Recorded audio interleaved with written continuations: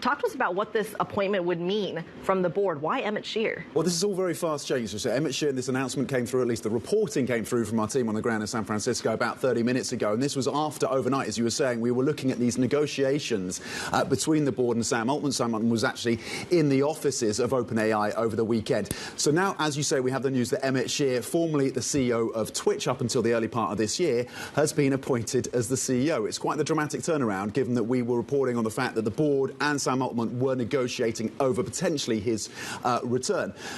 Emmett Shear, we know that he co-founded Justin TV, a video platform, and then, of course, the CEO of Twitch. He's also a partner, at least a part-time partner at the VC firm Y Combinator. So, look, brave man in terms of taking on this appointment. We'll see how long it lasts, because we know, of course, that the tensions exist between the existing investors and many within OpenAI as well, who are still lobbying for Sam Altman to come back in some form.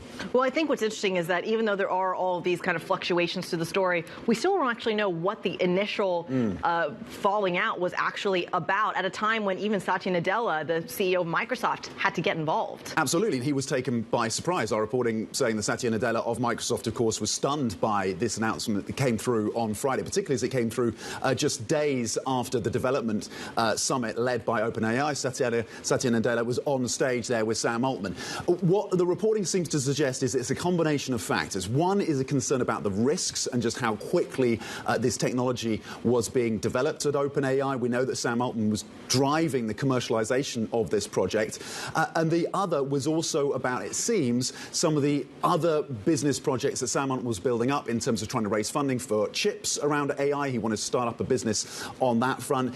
And also, possibly as well, reporting around working with Johnny Ives, formerly chief designer at Apple, to come out with some kind of hardware project. So we know someone was making the rounds globally to try and raise funds for additional projects, but also at the heart of this seems to be this question about how quickly some of these projects were being pushed through and commercialized at OpenAI, which, don't forget, was founded as a non-profit. Yeah. And that tension as well exists as a result of the legacy of a board that was appointed around a non-profit that has this kind of commercial arm tied onto it. Well, now the commercial arm, of course, has become increasingly important, and that tension, it seems, is central to what is unfolding right now at OpenAI.